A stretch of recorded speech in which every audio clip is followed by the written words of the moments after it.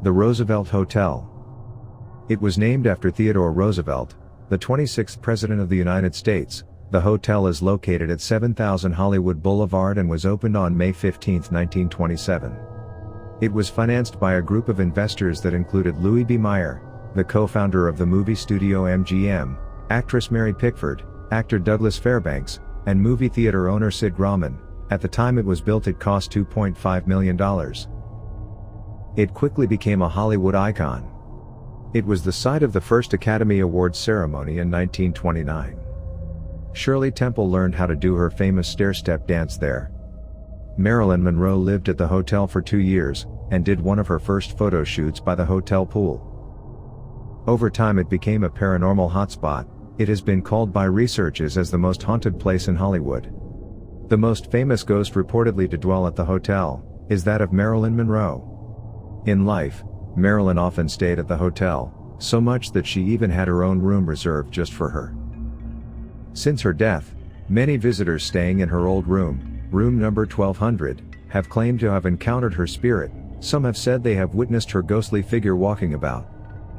The most common of these interactions with Marilyn are sightings of her apparition. It is said her ghost has typically appeared to visitors in the room's mirror. The mirror has since been relocated to the area outside the lower floor elevator. Room number 928 is said to be haunted by Montgomery Clift, who stayed at the Roosevelt during the filming of the movie From Here to Eternity. His role in the film garnered him an Oscar nomination. Montgomery Clift's ghost is said to walk the hallways of the 9th floor, and has been very active just outside his former room. Inside the room, people have said they have felt things brush past them, as well as cold rushes of air moving through the room, and on occasion of full-on apparitions of Clift himself have been witnessed. Batteries have also been known to drain completely in the room. The Blossom Ballroom, where the very first Academy Awards ceremony was held, is also reported to have a paranormal presence. People hear the piano being played when nobody is present in the room, and there are reports of the lights moving, and figures in tuxedos appearing and disappearing, including one of a man who supposedly was nominated for an award, and when approached he disappears. People have reported cold chills of air throughout the room. It has been said these bursts of air are 10 degrees colder than the rest of the room. Ghosts of the Knickerbocker Hotel. The Knickerbocker Hotel, located at 1714 Ivar Avenue in Hollywood, opened in the 1920s. At first it was considered just another Hollywood hotel. But soon afterwards, the hotel started to be occupied by celebrities who visited. Several took up residency at the hotel. In its early years, Rudolph Valentino is said to have spent time there during the last years of his life, lounging around the lobby, and dancing the tango in their bar.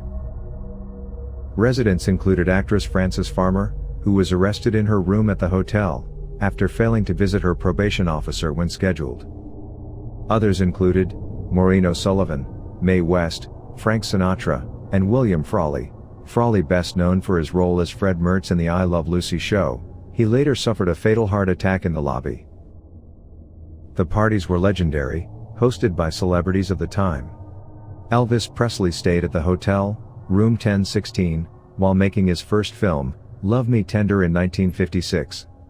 Marilyn Monroe and Joe DiMaggio would often meet in the hotel bar for dates. In January 1954, it is claimed they spent their honeymoon in the hotel.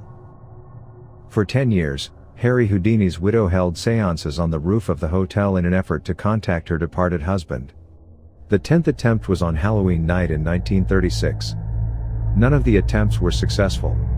And Houdini, even though he was a magician, frowned on the mystical and occult. July 23, 1948, filmmaker D.W. Griffith died of a cerebral hemorrhage after being discovered unconscious in the lobby of the hotel. The ghosts. Rudolph Valentino is reportedly said to haunt the bar area. Legendary film director D.W. Griffith, who spent his last years at the hotel, has also been said to make frequent reappearances. Newer residents sometimes make reports of a strange, old man in dated clothing hanging out in the lobby, swinging his cane and singing to himself. When asked about the man's identity, long-term employees usually advise them to ignore him. "That's just old Mr. Griffith," they say. The most infamous to haunt the hotel is the ghost of Irene Gibbons.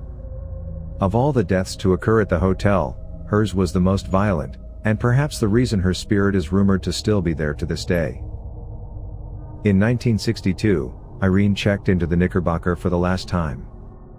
A decade earlier, she had been a much sought-after costume designer, and had dressed stars such as Marlene Dietrich, Ingrid Bergman, and her close friend Joan Crawford. But by the 1960s, her star had begun to fade. With the intention of ending her own life, Irene checked into the hotel. She wrote a suicide note that said, "Sorry I had to drink so much to get the courage to do this." She then slit her wrists. At 3:20 p.m., still not dead, she jumped to her death from a hotel window on the 11th floor. Her body landed on the roof of the hotel lobby. Since that day, residents have reported an eerie chill in the room, and the odd, inexplicable urge to throw themselves from the window every time they walk by it. Her ghost has also been sighted in the room. Residents have claimed to have seen a middle-aged woman in odd clothing, her hair all in disarray, standing in one of the windowsills of the building. Sometimes, the apparition simply disappears. Other times, the witnesses rush to the top floor to investigate, only to find no one there. The building was sold in 1972 and remodeled into apartments for senior citizens. The Avalon. Also opened in 1927 was the Hollywood Playhouse, known today as the Avalon Theater. Over the years it was also called El Capitan, and the Palace. The theater presented many famous programs such as Fanny Bryce and Baby Snooks, on radio, and TV programs like This Is Your Life, The Lawrence Welk Show, and the Colgate Comedy Hour. On September 23, 1952, Richard Nixon delivered his famous Checkers speech from there. The theater was briefly renamed the Jerry Lewis Theater, while Jerry hosted his weekly Saturday night television program there. After his weekly program ended, the building was renamed again. This time it was called the Hollywood Palace. ABC created a new variety show at the theater and featured notable guest hosts like Bing Crosby, Louis Armstrong, Judy Garland, and Joan Crawford. Many notable musical acts got their start on the show, including the Rolling Stones and the Jackson 5. The program, titled the Hollywood Palace Variety Show, was very successful and ran for 7 years, ending in 1970. In the 80s, it had first-time U.S. performances from bands, such as the Eurythmics, Culture Club, The Clash, Duran Duran, Erasure, Fine Young Cannibals, Madness and ABC. In the 90s, it's hosted such bands as Nirvana, Smashing Pumpkins, Soundgarden, Nine Inch Nails, and the Beastie Boys all performed at the venue. It has also been known for its paranormal activity. One of the most common ghosts is an unseen jazz piano player, who plays to an invisible audience upstairs. Other ghosts allegedly include a group of high-heeled women, whose scented perfumes still linger. Guests have heard voices talking in the balcony, a girl sobbing in the ladies' lounge, and there's a former electrician who worked there named Harry who reportedly steals tools. Office workers have reported that strange messages are somehow generated by the theater's cash registers. Some sightings include a man wearing a tuxedo and another couple dressed in 1930s clothing, sipping cocktails. One of the more unsettling accounts is a woman's blood-curdling scream, which, as legend tells it, was once emitted by a chorus girl after her jilted boyfriend committed suicide by jumping from the catwalk above the stage, and died right in front of her.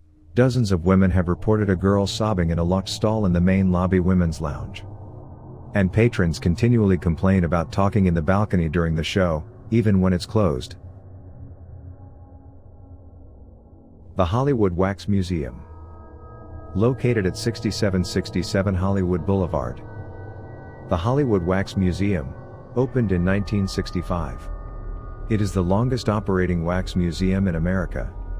The museum attracts thousands of visitors yearly, who come to see the lifelike wax statues of movie stars and celebrities that line its narrow hallways. The museum also features a chamber of horrors, where the ghouls and monsters of classic cinema eerily stare out at the viewers. Like most wax museums, it's a little creepy, but this one goes beyond that. Some stories claim the living is not the only people who visit the museum. Numerous people have claimed to see a woman praying in front of the Last Supper exhibit. The woman who has been seen praying in front of the exhibit and then vanishes when approached. Additional claims about the woman say she never shows up on film, regardless of the cameras around and all the photos that are taken.